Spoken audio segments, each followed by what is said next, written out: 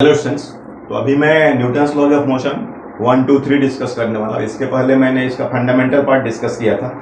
इसमें हमने फोर्स को डिफाइन किया था एज ए पुश और पुल, ठीक है ना, और डिफरेंट टाइप्स ऑफ फोर्स से हम लोग एक्वेंटेड हुए थे। और दूसरी इंपॉर्टेंट बात है डियर स्टूडेंट्स, मैं आपको प्रीवियस क्लिप में भी डिस्कस किया था free notes and more solving. Actually अपन जो यहाँ पर हम लोग क्लिपिंग डेवलप कर रहे हैं तो उससे करस्पॉन्डिंग फ्री नोट्स भी हमारे पास है अवेलेबल। तो ये फ्री ऑफ द कॉस्ट आपको हमारे ऑफलाइन सेंटर विद्या एजुकेशन सूरत ऑफलाइन सेंटर पर आपको प्रोवाइड करते हैं हम लोग, ठीक है ना। तो आप सेंटर विजिट करके आपका इसका ये क्या बोलते हैं ये मिल जाएगा, आपको इसका फ्री नोट्स मिल जाएगा। तो इससे क्या फ़ायदा होगा, खास करके 12th स्टडिंग स्टूडेंट्स जो है ना उनका 11th का फास्ट रिवीजन होगा और जाकर के वो ज़्यादा से ज़्यादा सॉल्विंग कर पाएंगे, इजंट इट। तो ज़्यादा बेटर होने वाला है, ठीक है ना। तो खैर अभी हम लोग ये एनएलएम में मैं अभी थोड़ा आपको डिटेल्स डिस्कस करने वाला हूँ। इसमें अभी जो फोकस करूँगा मैं सिस्टम और एबीडी, राइट। तो देखो इसमें सिस्टम का मतलब क्या होता है, अगर एनएलएम के कॉन्टेक्स्ट से देखा जाए तो अगर कोई हम लोग रियल सिचुएशन डिस्कस करते हैं ना तो बहुत सारा उसमें पार्ट होता है। ब्लॉक होता है, ब्लॉक के ऊपर ब्लॉक होता है, ठीक है, स्ट्रिंग होता है, स्प्रिंग होता है, ब्लॉक से अटैच होता है। तो एक्चुअली इससे बोल सकते हैं ये क्या है, पार्ट ऑफ यूनिवर्स है, part of universe under study, right, universe under study, ठीक है ना, जिस पर हम फोर्सेज वगैरह देखते हैं।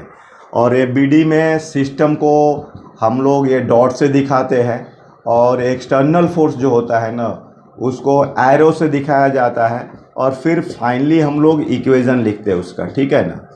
तो वो जो एनएलएम 1 2 3 अप्लाई करते हैं। जैसे मान लो कि ये आपका एम ब्लॉक है तो सिस्टम अपना क्या हो गया, ये एम के जी हो गया।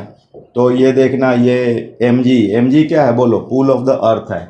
और ये नॉर्मल फोर्स ये push of the contact surface है, ठीक है। और ये देख रहे ये काउंटर बैलेंस हो रहा है, काउंटर बैलेंस हो रहा है, ठीक है ना। तो N is equal to M G, right.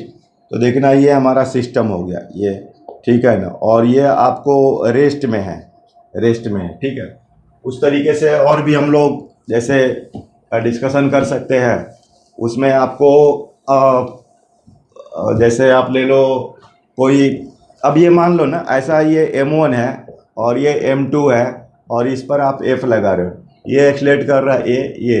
तो हम लोग कंबाइंड सिस्टम भी ले सकते हैं, ठीक है। तो कंबाइंड सिस्टम तभी लेते हैं जब आपका vector A1 is equal to vector A2, मतलब मैग्नीट्यूड वाइज डायरेक्शन वाइज दोनों क्या होना चाहिए, सेम होना चाहिए।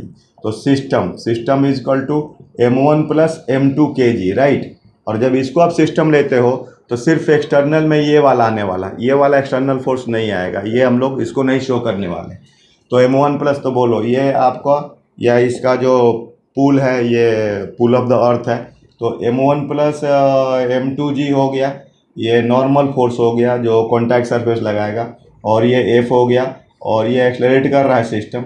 और A is equal to F unbalance and system का जो होगा आपका मास, सिस्टम मास, राइट। तो ये अनबैलेंस फोर्स F है और F बाई क्या होगा M1 प्लस M2, राइट। तो इस तरीके से हम लोग ये डिस्कशन करते हैं, ठीक है। और कुछ सॉल्विंग देखते हैं बीडी पर कि फंडामेंटल लेवल पर तुम्हें बीडी सिस्टम सिलेक्शन ये सब आना चाहिए, राइट। तो जैसे इसमें आप देखो ये क्वेश्चन लो, ये M2 है, ये तुम्हारा M1 है, ये आप इसको A ले लो, इसको B ले लो। और ये तुम्हारा इसकी BD of the A and B discuss करना है। तो ये अगर तुम B को देखते हो तो एक तो ये M2G हो गया, ठीक है, इधर से तुम्हारा N2 हो गया, ये जो ज़मीन लगा रहा है, ग्राउंड लगा रहा है, ठीक है। और ये जो आपका ऊपर का जो ब्लॉक है वो भी कांटेक्ट मारेगा, ये आपका N1, ठीक है। तो ये कौन लगा रहा है, बाई A लग रहा है, ठीक है ना। ये आपका बाई कॉन्टैक्ट सरफेस लग रहा है, CS कॉन्टैक्ट सरफेस। और ये आपका A के थ्रू मिल रहा है, ये N2 जो है कॉन्टैक्ट सरफेस के थ्रू, और ये जो है अपना अर्थ के थ्रू, ठीक है। और आप एक बाई इक्विलिब्रियम देखें तो N1 plus M2G is equal to N2, right. उसी तरीके से अब A को देखो आप, ठीक है। तो ये तुम्हारा A हो गया, तो A का तो ये M1G हो गया, ठीक है ना। अब ये ध्यान देना इसने N1 लगाया था A ने, तो न्यूटन्स थर्ड लॉ क्या बोलता है कि जब भी कोई दो बॉडी टच करता है ना तो एक दूसरे पर इक्वल लगाते हैं। तो अब ये ए पर ये भी लगाएगा, ठीक है, ये वो भी n1 के बराबर होगा, और लेकिन अभी ये बी के तरफ से लग रहा है, ठीक है। तो बाकी तो इसमें हो गया। तो अगर आप देखें तो n1 इज इक्वल टू, ठीक है, इस पर ए पर आपको एक ये फोर्स लग रहा है n1, ठीक है, और ये मतलब ये वाला ये m1g हो गया, ठीक है ना। तो n1 इज इक्वल टू क्या हो जाएगा, m1g, n1 is equal to m1g, right. तो ये है आपका। और भी देखो क्वेश्चंस वगैरह, एबीडी है ना, ये बहुत इंपॉर्टेंट है, इसी पर तो पूरा चैप्टर्स रन करता है, ठीक है। तभी आप एबीडी ड्रॉ करो तभी इक्वेशन लिख पाओगे।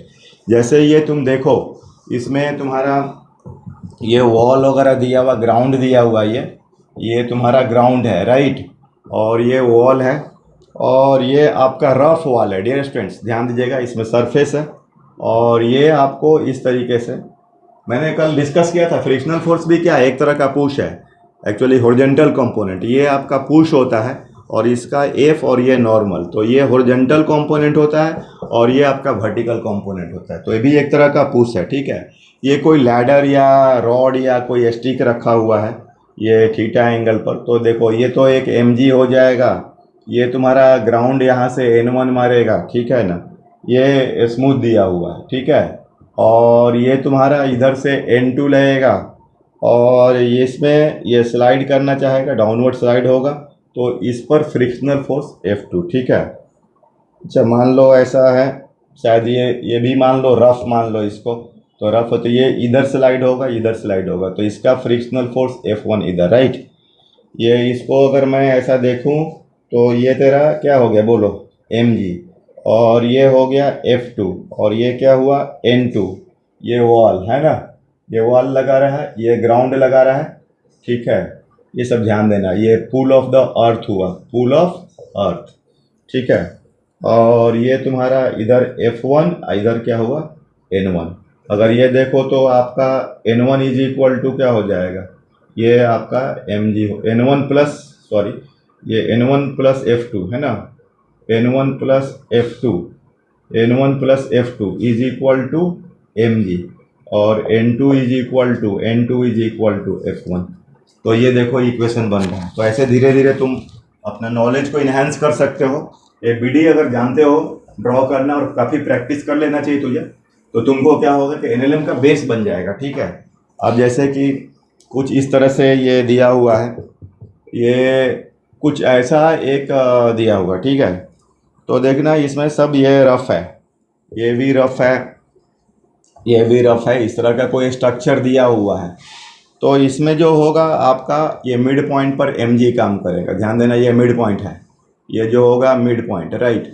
और ये जो इस पर ये n1 ये स्लाइड करना चाहेगा इधर, तो ये तुम्हारा ये F लग जाएगा फ्रिक्शनल फोर्स, ये F1 मान लो इसको।